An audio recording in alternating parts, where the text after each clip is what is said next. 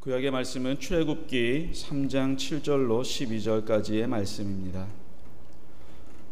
여호와께서 이르시되 내가 애굽에 있는 내 백성의 고통을 분명히 보고 그들이 그들의 감독자로 말미암아 부르짖음을 듣고 그 근심을 알고 내가 내려가서 그들을 애굽인의 손에서 건져내고 그들을 그 땅에서 인도하여 아름답고 광대한 땅, 젖과 꿀이 흐르는 땅, 곧 가나안 족속, 헷 족속, 아모리 족속, 브리스 족속, 히위 족속, 여부수 족속의 지방에 데려가려 하노라. 이제 가라. 이스라엘 자손의 부르짖음이 내게 달하고 애굽 사람이 그들을 괴롭히는 학대도 내가 보았으니 이제 내가 너를 바로에게 보내어 너에게 내 백성 이스라엘 자손을 애굽에서 인도하여 내게 하리라. 모세가 하나님께 아뢰되 내가 누구이기에 바로에게 가며 이스라엘 자손을 애굽에서 인도하여 내리이까? 하나님이 이르시되 내가 반드시 너와 함께 있으리라. 내가 그 백성을 애굽에서 인도하여 낸 후에 너희가 이 산에서 하나님을 섬기리니 이것이 내가 너를 보낸 증거니라. 아멘. 서신서의 말씀은 로마서 12장 9절로 15절까지의 말씀입니다. 사랑에는 거짓이 없나니 악을 미워하고 선에 속하라. 형제를 사랑하여 서로 우애하고 존경하기를 서로 먼저 하며 부지런하여 게으르지 말고 열심을 품고 주를 섬기라. 소망 중에 즐거워하며 환난 중에 참으며 기도에 항상 힘쓰며 성도들의 쓸 것을 공급하며 손 대접하기를 힘쓰라. 너희를 박해하는 자를 축복하라. 축복하고 저주하지 말라. 즐거워하는 자들과 함께 즐거워하고 우는 자들과 함께 울라. 아멘. 복음서의 말씀은 마태복음 16장 21절로 26절까지의 말씀입니다. 이때로부터 예수 그리스도께서 자기가 예루살렘에 올라가 장로들과 대제사장들과 서기관들에게 많은 고난을 받고 죽임을 당하고 제3일에 살아나야 할 것을 제자들에게 비로소 나타내시니 베드로가 예수를 붙들고 항변하여 이르되 주여 그리 마옵소서. 이 일이 결코 주께 미치지 아니하리이다. 예수께서 돌이키시며 베드로에게 이르시되 사탄아 내 뒤로 물러가라. 너는 나를 넘어지게 하는 자로다. 내가 하나님의 일을 생각하지 아니하고 도리어 사람의 일을 생각하는도다 하시고 이에 예수께서 제자들에게 이르시되 누구든지 나를 따라오려거든 자기를 부인하고 자기 십자가를 지고 나를 따를 것이니라. 누구든지 제 목숨을 구원하고자 하면 잃을 것이요 누구든지 나를 위하여 제 목숨을 잃으면 찾으리라. 사람이 만일 온 천하를 얻고도 제 목숨을 잃으면 무엇이 유익하리요? 사람이 무엇을 주고 제 목숨과 바꾸겠느냐? 아멘. 주님의 말씀입니다. 오늘 이 예배가 우리 우동에서 드리는 마지막 주일 예배가 되겠습니다. 1951년 1월 18일 전란의 아픔 속에서 설립된 우리 해운대 교회는 지난 73년 동안 20여 명의 목회자들과 또 신자들의 지고한 헌신 속에서 오늘에 이르렀습니다. 그 과정에서 해운대 교회는 외형적으로나 내적으로나 세월만큼이나 많은 변화를 겪었습니다.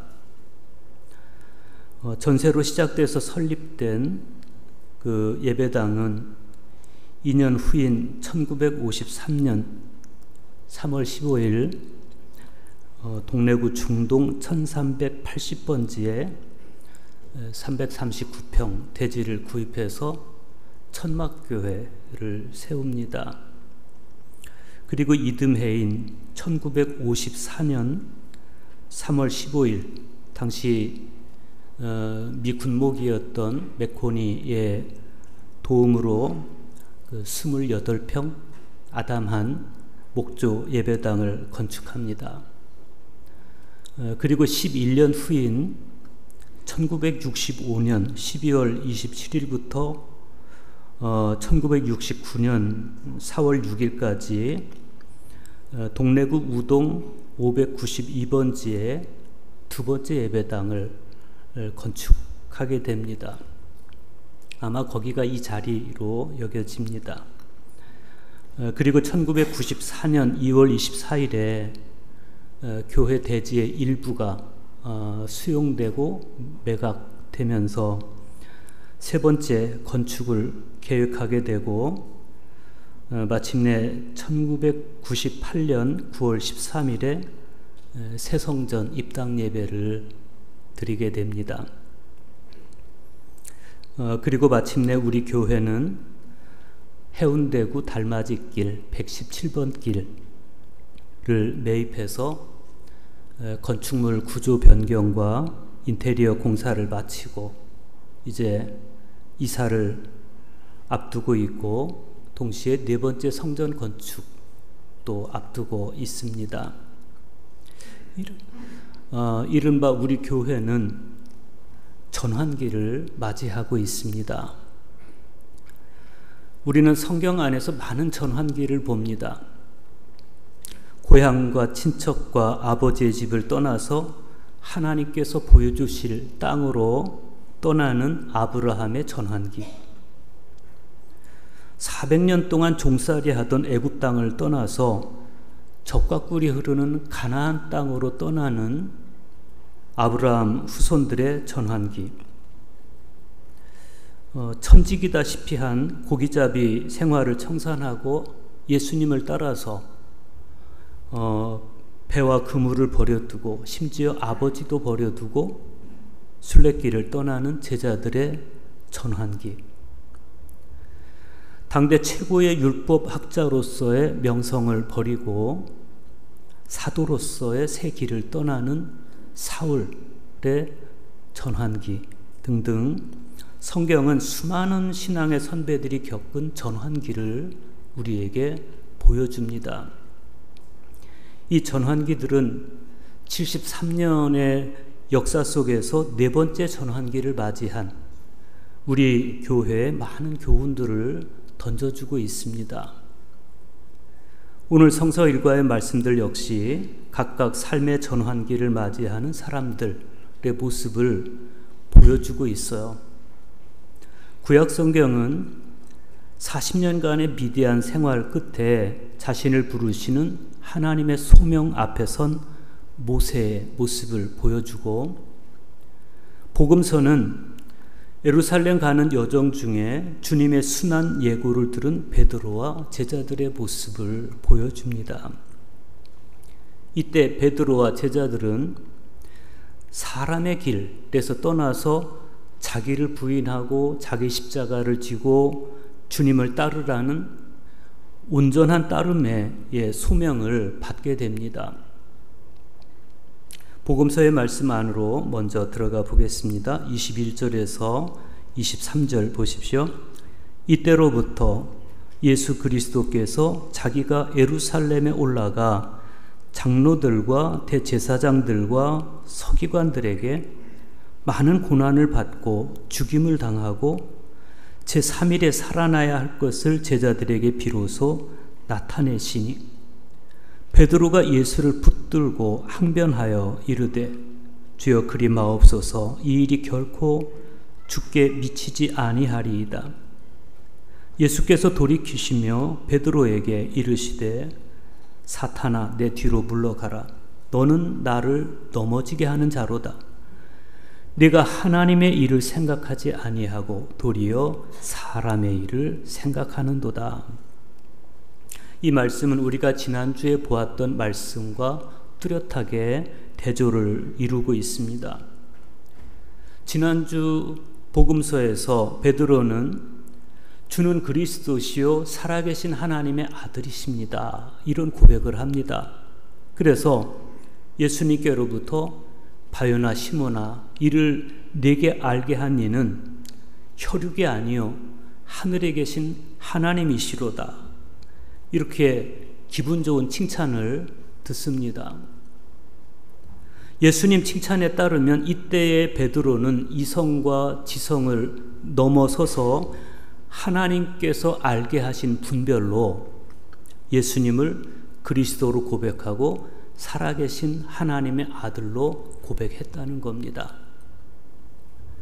그런데 오늘 말씀에서의 베드로는 고난과 죽임을 당하기 위해서 예루살렘으로 가시려는 예수님 앞을 가로막고 주님 절대 그런 일이 있으면 안 됩니다 라고 항변합니다. 그리고 그 항변으로 인해서 사탄아 내 뒤로 물러가라, 너는 나를 넘어지게 하는 자로다 라면서 호된 꾸지람을 듣게 됩니다. 마태는 왜 베드로의 이런 대립적인 모습, 칭찬도 받았다가 또 꾸지람도 듣는 이런 모습을 우리에게 소개해 주는 것일까? 예수님을 향한 우리 믿음의 고백과 정작 내가 걸어가고 싶어하는 길에는 원초적으로 이런 대립성이 내재되어 있다는 사실을 마태는 우리에게 보여주고 싶어하는 것 같습니다.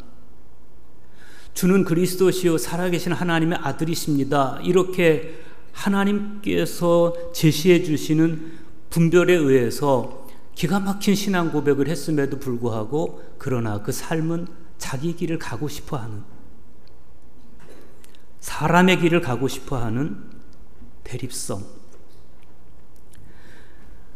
예수를 그리스도로 살아계신 하나님의 아들로 고백한 그의 믿음은 분명히 옳았고 그로 인해서 천국의 열쇠까지 부여받은 베드로였지만, 그러나 베드로의 이성은 하나님의 일을 생각하지 않고 사람의 일을 생각했다는 거예요. 이게 모순이죠. 하나님의 일이 뭐예요? 예수님께서 예루살렘에 올라가셔서 고난을 받고 죽임을 당하고 부활하는 것, 이게 하나님의 일이에요. 그럼 사람의 일은 뭐예요? 예수님의 말씀에 의하면 제 목숨을 구원하는 것, 온 천하를 얻고자 하는 집착. 이게 25절과 26절에서 예수님께서 지적하시는 사람의 일이에요. 이 집착은 이 땅의 모든 사람에게 다 있습니다. 누가 목숨을 거부하겠으며 온 천하를 거부하겠어요? 그래서 사람들은 인생을 그저 자기 목숨 보존하고 돈을 벌고 권력을 얻는 길에 그렇게 집착을 하는 겁니다. 그런데 예수님은 베드로의 이 사람의 일을 이루기 위한 항변을 단호하게 거절하십니다. 내 뒤로 물러가라. 이 말씀은 사람의 일을 하나님의 일 앞에 두지 말아라. 사람의 일을 하나님의 일보다 앞서게 하지 말아라, 이런 뜻입니다. 그리고 이어지는 말씀은 이렇습니다. 누구든지 나를 따라오려거든 자기를 부인하고 자기 십자가를 지고 나를 따를 것이니라. 누구든지 제 목숨을 구원하고자 하면 잃을 것이요 누구든지 나를 위하여 제 목숨을 잃으면 찾으리라. 그리스도를 따르기 위해서 자기를 부인한다는 것은 그리스도를 따르기 위한 조건으로서 자기 이기적인 욕망과 생각과 주장, 그리고 부패한 옛 자아를 철저하게 굴복시키는 것을 의미합니다. 자기 십자가라는 것은 범죄자가 자기가 처형당할 십자가를 자기가 지고 그리고 사형장까지 걸어갈 때 사용하는 단어예요. 유다의 대반란 때 수많은 십자가 형틀을 목격했던 제자들은 자기 십자가를 져라, 이 말이 무슨 뜻인지를 이해했습니다. 자기가 사형당할 십자가를 자기가 메고 가는 거예요. 똑같이 제자들은 각자 자기가 져야 할 십자가를 가장 가치 있는 일로 받아들여서 감격과 감사로 이 십자가를 끝까지 지고 가라는 겁니다. 초기 그리스도교 시대의 성도들은 이 말씀을 곧이곧대로 이해하고 받아들였습니다. 그들은 실제로 예수를 믿는다고 고백하면 바로 체포돼서 고문을 당하고 또 사형에 처해졌습니다. 그래서 당시에는 순교하는 것이 최고의 신앙이었고 최고의 영성이었습니다. 순교는 곧 그리스도의 거룩한 죽음에 동참하는 것이었고, 따라서 그분의 영광스러운 부활에 참여하게 될 가장 값진 희생 제물이었습니다. 그래서 그들은 앞다투어 순교의 대열에 동참했고 거룩하고 위험 있게 죽어갔습니다. 그러다가 마침내 박해의 시대가 다 지나가고 AD 313년 콘스탄티누스 황제가 밀라노 칙령을 발표하죠. 그러면서 그리스도교가 국교로 공인이 됩니다. 이때부터 더 이상 박해가 없었습니다. 순교를 통해 그리스도를 따르는 상황도 더 이상 벌어지지 않았습니다. 그러면 당시 성도들은 어떻게 했을까? 그들은 순교의 영성에 대한 새로운 해석을 내렸습니다. 그것이 바로 새로운 순교, 즉 삶의 방식을 통해 자기를 부인하고 십자가를 지는 죽음이었습니다. 그들은 그것을 실천하기 위해서 사막으로 나가서 수도자가 되기도 했습니다. 그들은 죽음의 땅인 사막에서 자신과 치열하게 싸우는 삶을 통해서 자아를 죽여서 그리스도의 죽음에 동참하고 그분의 부활의 기쁨에 참여하고자 했습니다. 이 사막의 영성시대 기라성 같은 사막의 교부들이 새로운 순교 방식인 삶을 통한 순교를 가르쳤습니다.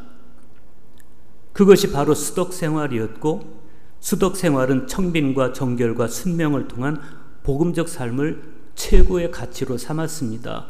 웨슬리 목사님은 그것을 성화라고 그랬어요. 성화. 그들은 이런 수덕 생활, 성화를 통해서 하나님과의 일치에 이르는 영성의 길을 걸어갔습니다.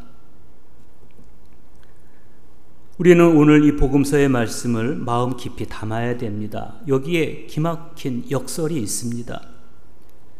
사람의 일은 지혜로운 듯 보이지만 그러나 목숨을 잃는 길이고, 하나님의 일은 미련한 듯 보이지만 그러나 목숨을 찾는 길이다. 이 역설이에요. 그래서 주님은 당신의 목숨을 걱정하는 베드로에게 무자비하게 사탄이라고, 내 뒤로 물러가라고 다그치시는 겁니다. 26절 보십시오. 사람이 만일 온 천하를 얻고도 제 목숨을 잃으면 무엇이 유익하리요? 사람이 무엇을 주고 제 목숨과 바꾸겠느냐? 그랬어요.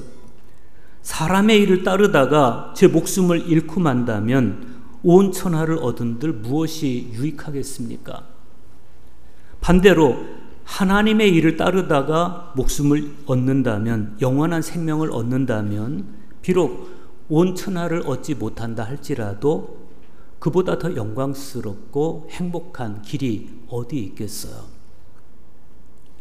주님은 또 이렇게 말씀하십니다. 인자가 아버지의 영광으로 그 천사들과 함께 오리니 그때 각 사람이 행한 대로 갚으리라.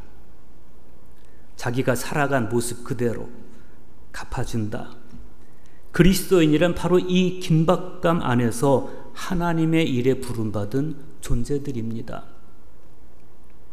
우리는 오늘 구약성경의 말씀에서 인생의 한때 이 긴박감을 잃고 살아가다가 하나님께 부르심을 받은 모세를 보게 됩니다. 출애굽기 3장 4절과 5절입니다. 여호와께서 그가 보려고 돌이켜 오는 것을 보신지라. 하나님이 떨기나무 가운데서 그를 불러 이르시되 모세야 모세야 하시매 그가 이르되 내가 여기 있나이다. 하나님이 이르시되 이리로 가까이 오지 말라. 네가 선 곳은 거룩한 땅이니 네 발에서 신을 벗으라. 40살에 살인을 저지르고 미디안 광야로 도망와서 어느덧 80살 노인이 된 모세를 어느 날 하나님께서 찾아오십니다. 하나님께서 모세에게 하시는 말씀이 인상적입니다. 네가 선 곳은 거룩한 땅이니 네 발에 신을 벗으라. 사실 모세에게 이 땅은 그동안 거룩한 땅이 아니었습니다. 매일 양떼를 몰고 오가던 그냥 평범한 땅. 도망쳐와서 숨어 지내는 유배지에 지나지 않는 그런 땅입니다. 그런데 그 땅에, 그 유배지에 하나님께서 찾아오셔서 모세의 이름을 불러주시니 그 평범한 땅이 비범한 땅이 되었고 거룩한 땅이 되었습니다. 하나님께서 모세에게 이렇게 말씀하세요. 내가 애굽에 있는 내 백성의 고통을 분명히 보고 그들이 그들의 감독자로 말미암아 부르짖음을 듣고 그 근심을 알고 내가 내려가서 그들을 애굽인의 손에서 건져내고 그들을 그 땅에서 인도하여 아름답고 광대한 땅, 젖과 꿀이 흐르는 땅, 곧 가나안 족속, 헷 족속, 아모리 족속, 브리스 족속, 히위 족속, 여부스 족속의 지방에 데려가려 하노라. 이제 가라. 이스라엘 자손의 부르짖음이 내게 달하고 애굽 사람이 그들을 괴롭히는 학대도 내가 보았으니 이제 내가 너를 바로에게 보내어 너에게 내 백성 이스라엘 자손을 애굽에서 인도하여 내게 하리라. 하나님께서 이스라엘 백성들을 어디로 데리고 가세요? 젖과 꿀이 흐르는 땅으로 데리고 가세요. 그런데 아무 목적 없이 그냥 데리고 가시는 게 아니에요. 여기 보면 하나님께서 내가 들었다, 내가 보았다, 내가 알았다, 내가 그들을 건져내기 위해서 간다, 이렇게 말씀하세요. 귀로는 들으셨고 눈으로는 보셨고 그래서 아셨고 그래서 하나님께서 내가 이제 행동하는데 그래서 나는 너희들을 보내는 것이다. 너를 보내는 것이다.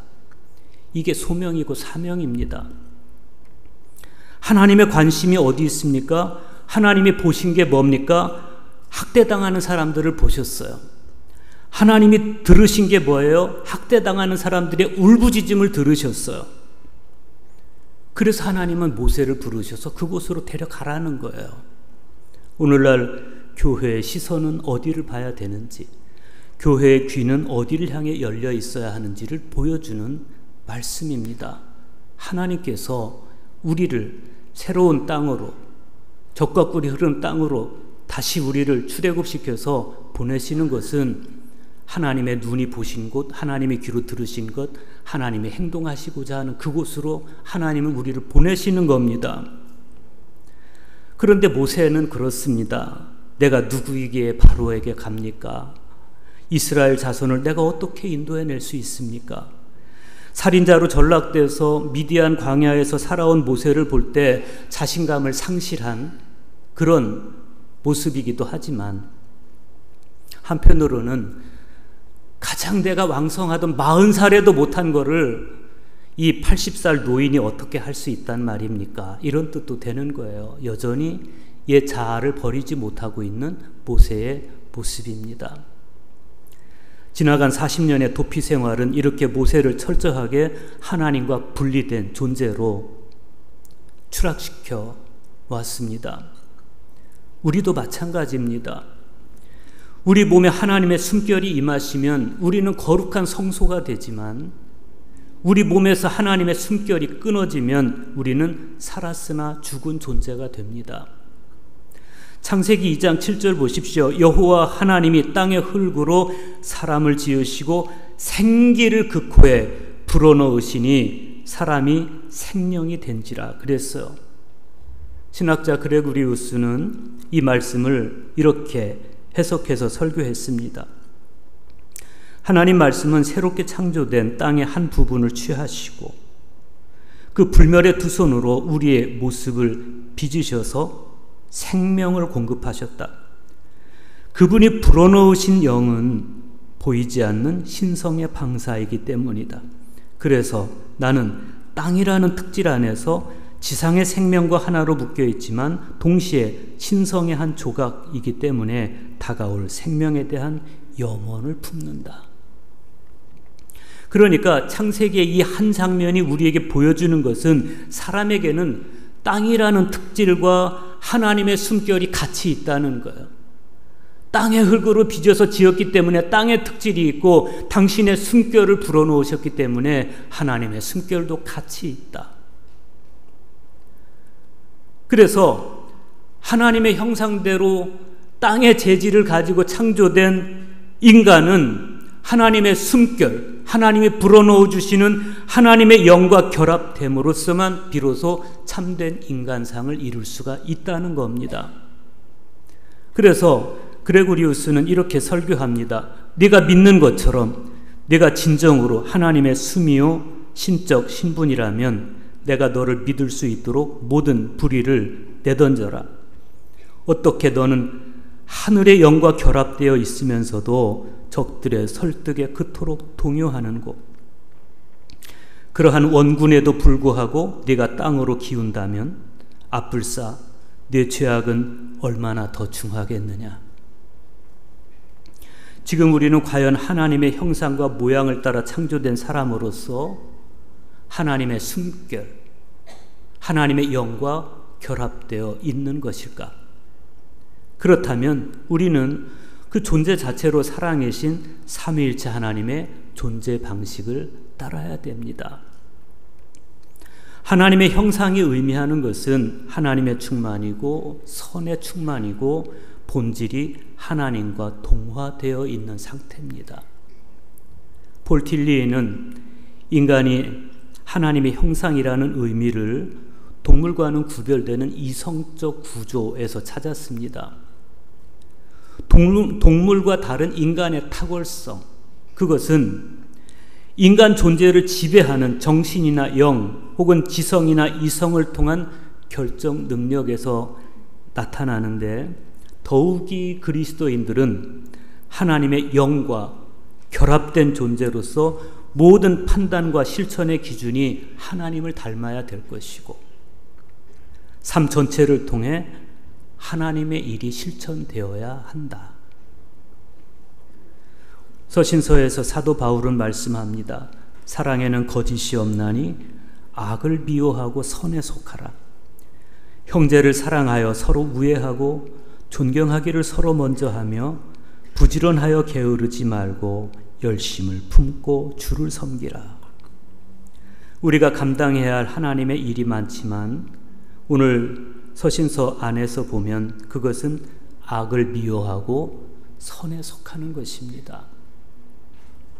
형제들과 사랑하고 우애하고 존경하는 것, 또 부지런하여 열심을 품고 주를 섬기는 것, 그것이 우리가 삶 속에서 실천할 수 있는 하나님의 일이라는 거예요. 지금 우리가 호흡하며 서 있는 이 땅의 모든 곳이 하나님이 거하시는 거룩한 성소임을 깨달아서 어느 곳에서나 영과 진리로 예배할 수 있어야 할 것이고, 동시에 우리가 서 있는 이 땅의 모든 곳이 하나님의 눈으로 보고 하나님의 귀로 듣고 하나님이 앞서 가시고 하나님이 우리를 부르시는 곳인 것으로 깨달아서 그곳에서 형제를 사랑하고 우애하고 존경하기를 서로 먼저 하고 부지런하여 게으르지 말고 열심히 주를 섬기는 그 일을 감당해야 될 것입니다.